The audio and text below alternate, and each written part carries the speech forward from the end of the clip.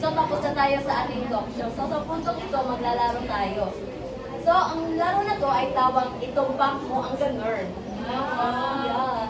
So, ang una niyan ay hahatiin kayo ng dalawang grupo.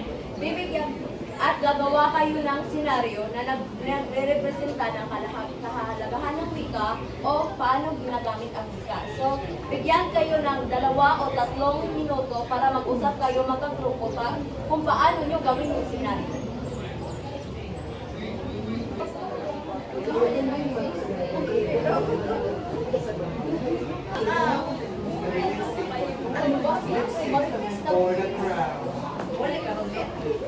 Ready na mo?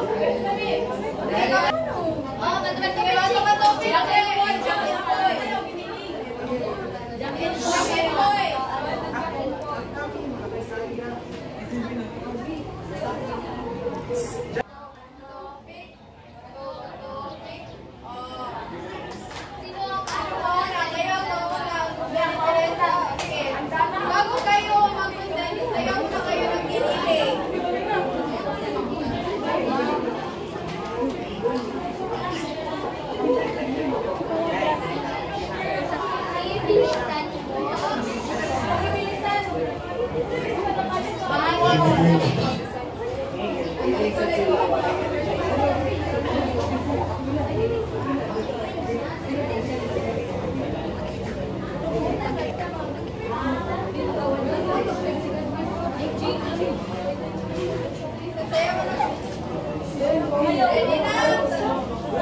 Handa na ba kayo?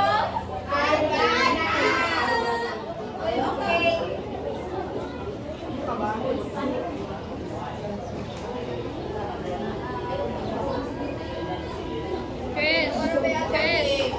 Kesha, dami nakikita muna kayo bago tayo.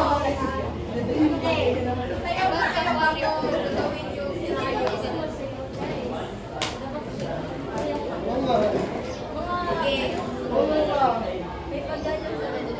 Ilan pa kailangan nyo? 4. Kailangan po ba natin ang upuan? Okay.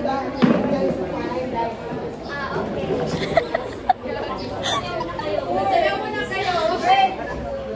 Okay, 1, 2, 3, go!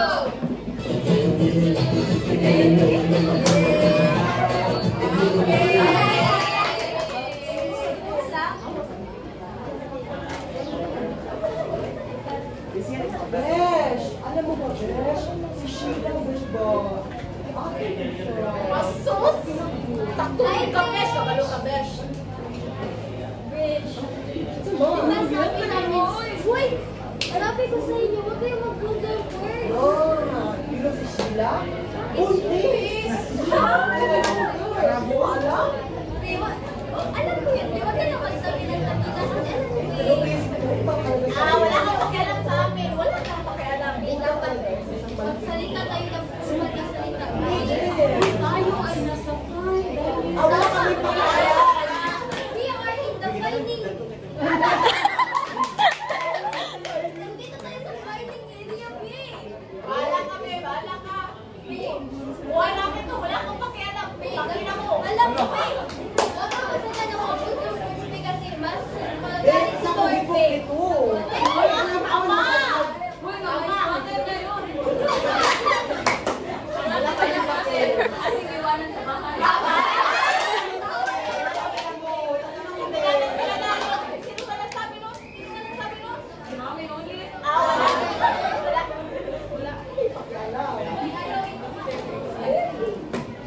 Magkano tayo, babe? Hindi. Itong salita ko, punta ko lang sa Kailangan, babe. Nasaktan ako, babe. Hindi mo ba alam, babe? Ay, hindi ko alam na ganit tayo. Dapat alam mo, babe? Ano sa'yo lahat dito, be? Ano ko alam? Ay, by the way, be, pauwi na ako sa bahay ng ito, si Papa, pinatawag eh. Ano pa? Ayok, bibig pa kayo. May lakad kasi ako, be. Sama ako na kanya. Sige, ako sa Bye! Natali na mo. Ina nyo, bye-bye. At ayun lang po, bigyan ko natin ang masasya para walang bago. Pwede ba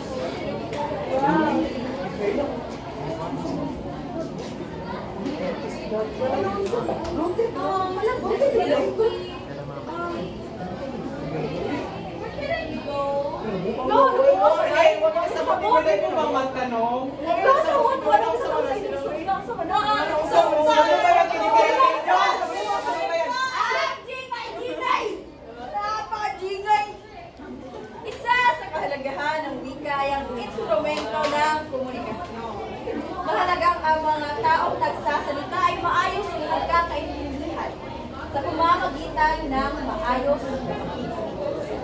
Dapat mayroon tayong kahit isang lengguaheng alam upang ito na lamang ang ating gamitin para sa maayos na pagkakaintindihan at malinaw na komunikasyon.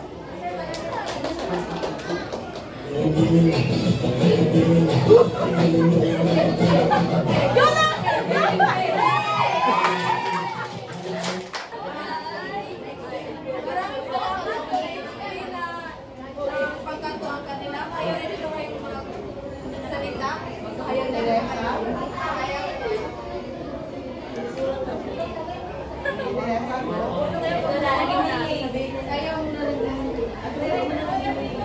Ayaw ka muna sa iyo. Ayaw ka muna lang kinilig.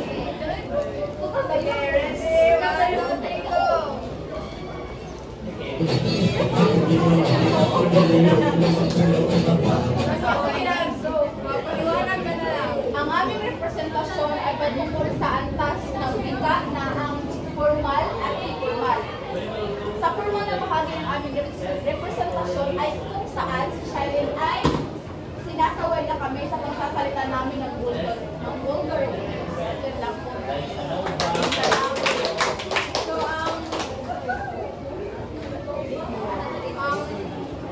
grade o ang rato nyo ay si Binibining Ramos na ang bahala kasi papakita muna namin yung scenario na ginawa nyo sa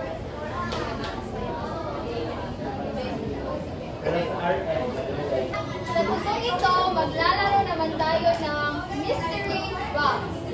Ang klase ay hahatiin sa dalawang pangkat. Bawat grupo ay magkakaroon ng dalawang representative. Ang guro, si Binibining Ramos, ay may kapangyarihang pumili ng dalawang representative bawat grupo. Ngunit wala ngayon si Binibining, kayo ay may kalayaang pumili ng representative bawat pangkat. Ang dalawang kapiling representative ang maglalaro. Paano gagawin ang laro? Kailangan na bumunot ng representative mula sa ating mahiwagang pass. Pagkatapos bumunot, kinailangan ng representative na sagutin kung anong variety o antas ng wika ang nakasulat ng mga salita. Pagkatapos magtukoy ang variety o antas ng wika, kailangan nilang ipaliwanag kung bakit ito napunta sa particular na antas o variety ng wika. Pangatlo, kung hindi makasagot ang representative, may hamon ang bawat pangkat. Yun lamang po. Ang representative ng unang pangkat, si Martina at si Elena. Isa lamang po ay si Martina ng pangkat. Isa lamang po. Yes, salamat po. Dito sa harapan.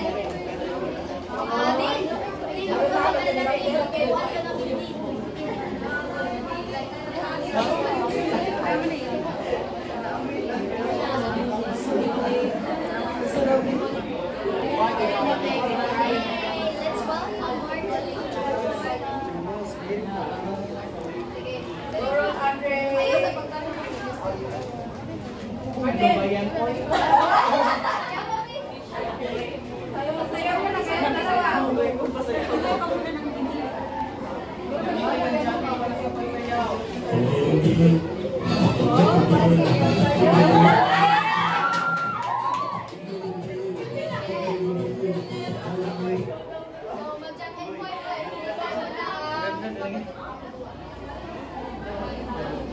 Oh.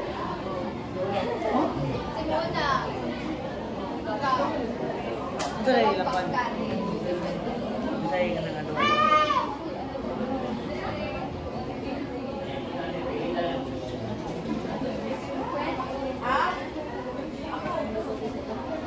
Ako pili pagkain. Legit. Legit. Alright. And then, is it natural or a buwang? Tama. Explain mo po eh. Kasi mo explain sa... Can someone explain what legend is? Oo. Ang legend ay isang wika na nabubuo pero ito ay putol-putol.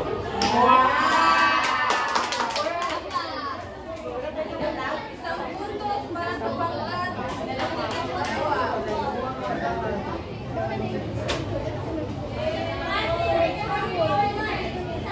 Ma'am Shio! What's up? Kuya, wala yung ganyan. Tama. Oh! Tapuan sa bahay. Isang puntos rin sa pangkat isa. Meron with an E. Meron. Meron. Meron. Meron. 1, 2. Hulog yan! Tama. Really? Dalawang Why? puntos. Mayroon dahil ito ay nanggagaling sa salitang mayroon. Dalawang puntos sa pangkat dalawa.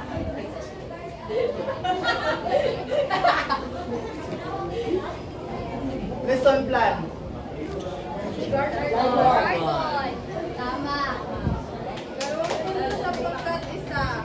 Ito ay isang exclusive vocabulary na galing sa specifico language.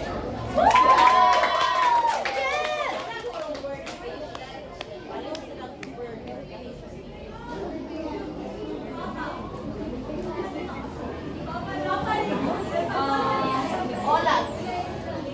Olat. Di po man.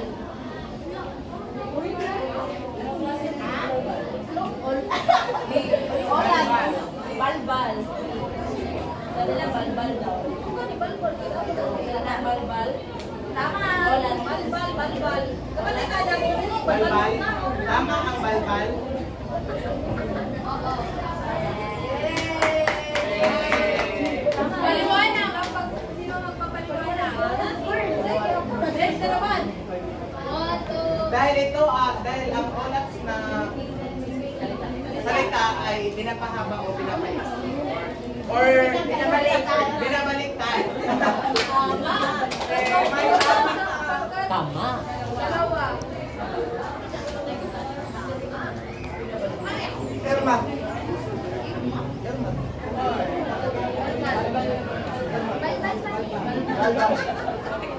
Kasi pinabaliktad.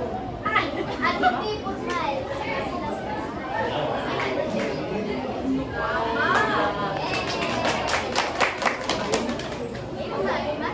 Yun na? Wala na ba? At dyan nagtatapos ang ating palaro. Maraming salamat sa iyong pakikinig at sa iyong pagkakas. Pareho lang kayo ng score. Pero hanggang sa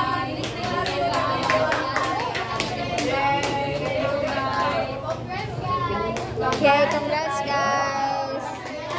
Let's give them a round of applause, please.